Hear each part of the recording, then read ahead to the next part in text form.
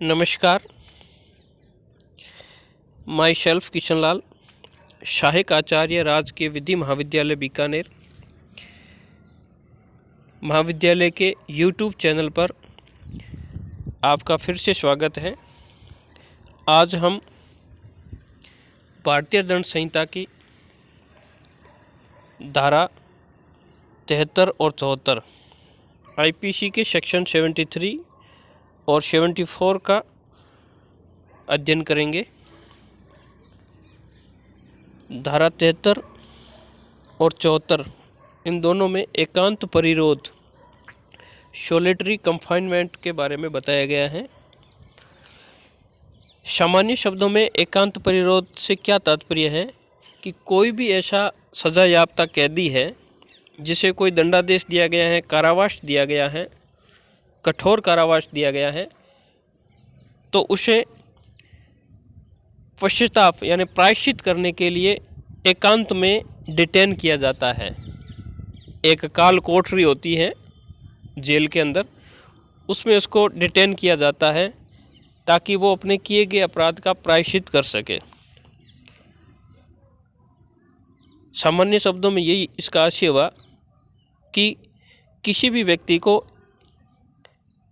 कारावास की दी गई ऐसी अवधि जिसमें एकांत में रहने के लिए उसे डिटेन यानी परिरोध किया जाता है, तो वह एकांत परिरोध होता है। एक अंधेरी कोई गुफा या काल कोठरी होती है, उसके अंदर उसको डाल दिया जाता है और खाने पीने के सामान और आवश्यक कार्य भी उसी के अंदर ही करने होते हैं, उसे एकांत परिरोध कहते हैं। ऐसा गंभीर अपराधों में दिया जाता है ताकि वो उस अपराध की पुनरावृत्ति न करे और प्रायश्चित करे कि भविष्य में ऐसा अपराध न करे और उसमें आपराधिक प्रवृत्ति को त्याग करके और सुधार की प्रवृत्ति आए। एग्जाम में एक ये भी क्वेश्चन आया था आरजेएस में कि भारतीय दंड संहिता में कौन से सेक्शन में प्रायश्चित का सिद्धांत है। पनिशमेंट की जो 5 थ्योरी है उसमें एक थ्योरी भी है कि पछतावा यानी प्रायश्चित का सिद्धांत। कोई भी व्यक्ति अपराध करता है और उसके बाद में वो उसका प्रायश्चित करता है, पछतावा करता है कि मैंने ये कार्य गलत किया है, तो वो भी एक प्रकार का दंड है। तो भारतीय दंड संहिता में प्रायश्चित का सिद्धांत किस धारा में है, तो आपको धारा 73 और 74 में है। आरजेएस में इसका क्वेश्चन आया था। अब हम देखते हैं कि इसमें एकांत परिरोध में क्या क्या प्रावधान किए गए हैं आईपीसी में। तो सबसे पहले लेते हैं सेक्शन 73 में सोलिटरी कंफाइनमेंट के बारे में बताया गया है और 74 में इसके देने की जो लिमिट होगी उसके बारे में बताया गया है। तो 73 में ये प्रावधान किया गया है कि किसी भी व्यक्ति को ऐसे अपराध में दोषी ठहराया जाता है, उस अपराध के लिए कठोर कारावास देने के प्रावधान है। अर्थात किसी भी एक्यूज को ऐसे अपराध में दोषी ठहराया जाता है, उस अपराध के लिए कठोर कारावास यानी रिगर्स इम्प्रिजनमेंट का प्रावधान है। तो न्यायालय ऐसे दंडादेश देते समय ये भी आदेश दे सकेगा कि उसे कुल मिलाकर के 3 माह तक एकांत परिरोध के कारावास का भी आदेश दे सकता है। अर्थात किसी भी अभियुक्त को ऐसे अपराध में दोषी ठहराया जाता है कोर्ट के द्वारा जिसमें कठोर कारावास की सज़ा दी जाती है, साधारण कारावास नहीं, कठोर कारावास की सज़ा दिए जाने का प्रावधान है। तो न्यायालय ऐसी सज़ा जो दंडादेश दिया उसके साथ में ये आदेश दे सकता है कि एक्यूज को एकांत परिरोध के लिए कारावास से दंडादेश कर सकता है। और एकांत परिरोध की अधिकतम अवधि क्या होगी, सोलिटरी कंफाइनमेंट की मैक्सिमम पीरियड क्या होगा, 3 मंथ्स।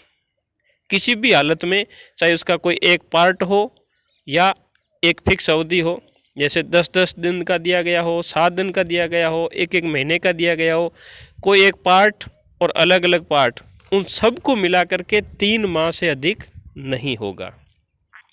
अब ये 3 मंथ्स की अवधि कैसे डिसाइड होगी, तो इसमें 73 में बताया गया है कि यदि जो कारावास एक्यूज को दिया गया है उसकी अवधि 6 माह तक की है, यानी 6 माह तक का कठोर कारावास का प्रावधान है संबंधित अपराध में, तो उसे एकांत परिरोध 1 महीने तक दिया जा सकता है, 1 मंथ। और यदि ऑफेंस ऐसा है जो 6 माह से अधिक है, 6 मंथ से अबव है, और लेस देन 1 ईयर, 1 साल से अधिक नहीं है, यानी 6 माह से लेकर के 1 वर्ष के बीच की अवधि का कोई कारावास है, जो कठोर कारावास की सज़ा का अपराध किया है, तो न्यायालय उसे 2 माह तक एकांत परिरोध का दंडादेश दे सकता है।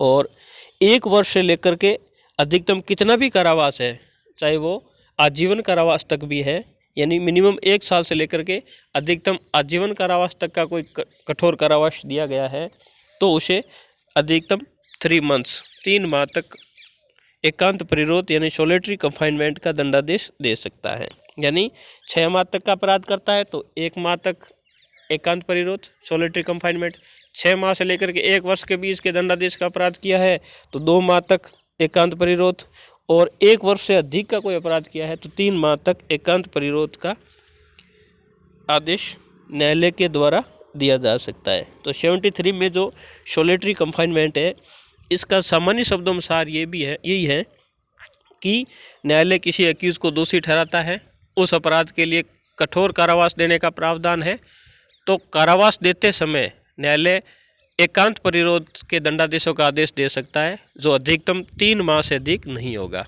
और 3 माह कैसे डिवाइड होंगे? अगर 6 माह तक का दंडादेश वाले अपराध में कोई एकांत परिरोध देता है तो 1 माह तक एकांत परिरोध, 6 माह से लेकर के 1 साल तक का कोई अपराध किया गया है जिसमें कठोर दंड का प्रावधान है तो 2 माह तक एकांत परिरोध, और 1 वर्ष से अधिक का कोई दंडादेश है तो उसमें मैक्सिमम 3 मंथ्स तक सोलिटरी कंफाइनमेंट दिया जा सकता है। ये एक प्रायश्चित का सिद्धांत पर भी आधारित है। अब नेक्स्ट देखते हैं सेक्शन 74 धारा 74 एकांत परिरोध की अवधि, लिमिट ऑफ सोलिटरी कंफाइनमेंट। जो ये मैक्सिमम 3 मंथ्स का एकांत परिरोध दिया जाता है, उस एकांत परिरोध की अधिकतम अवधि क्या होगी, मैक्सिमम पीरियड क्या होगा? तो 74 में ये व्यवस्था की गई है कि ऐसे दंडादेशों का जो एग्जीक्यूशन किया जाएगा, जो ये पनिशमेंट है उसका एग्जीक्यूशन किया जाएगा, वो एक बार में 14 डेज यानी 14 दिन से अधिक नहीं होगा। जैसे मान लो किसी एक्यूज़ को 1 माह का एकांत परिरोध का दंडादेश न्यायालय के द्वारा दिया गया है, तो उसे सीधा 1 माह तक एकांत परिरोध में नहीं रखा जा सकता है, उसे एक बार में 14 डेज 14 दिन से अधिक नहीं रखा जाएगा, और 14 दिन का ही गैप होगा, अंतराल होगा। यानी किसी को 1 माह या 2 माह तक कोई सोलिटरी कंफाइनमेंट का पनिशमेंट दिया गया है तो उसका एग्जीक्यूशन जेलर के द्वारा कैसे किया जाएगा, उसे एक बार में 14 डेज 14 दिन तक रखा जाएगा अंदर, और उतना ही अंतराल होगा। यदि उसे मान लो मैक्सिमम 14 डेज है, 10 दिन तक एक बार रखा तो 10 दिन का अंतराल होगा, अगर उसे 7 दिन तक एक बार रखा तो आगे 7 दिन का भी गैप होगा।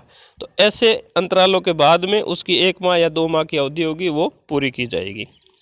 74 में ये भी व्यवस्था की गई है कि यदि 3 माह से अधिक का कोई दंडादेश दिया गया है, ऐसा कोई एकांत परिरोध है जो 3 माह से अधिक का दिया गया है, 3 मंथ से अबव है, एक्सीड कर रहा है, तो उसे 7 दिन में दिया जाएगा। यानी एक बार में 7 डेज दिया जाएगा, फिर 7 डेज का उसमें गैप होगा, उसके बाद में 7 डेज दिया जाएगा, फिर 7 डेज का गैप होगा। ऐसे मिला करके उसको 3 मंथ्स या उससे अबव की अवधि को पूरा किया जाएगा। यानी 3 माह से कम है तो एक बार में 14 डेज से अधिक नहीं होगा, और 14 डेज का ही क्या होगा, गैप होगा। यदि 3 माह या उससे अधिक का एकांत परिरोध है तो एक बार में 7 दिन, फिर उसके बाद में इतना ही अंतराल यानी गैप होगा 7 दिन का, और ऐसे 7-7 दिन के अंतराल दे करके उसको 3 माह की अवधि को पूरा किया जाएगा। तो विद्यार्थियों, आज के चैप्टर में आपने देखा सोलिटरी कंफाइनमेंट, एकांत परिरोध, सेक्शन 73 में क्या होता है बताया गया, 74 में इसको एग्जीक्यूशन के बारे में बताया गया है, और ये दंड के सिद्धांतों में प्रायश्चित के सिद्धांत पर आधारित है। मिलते हैं नेक्स्ट वीडियो में। थैंक यू, धन्यवाद।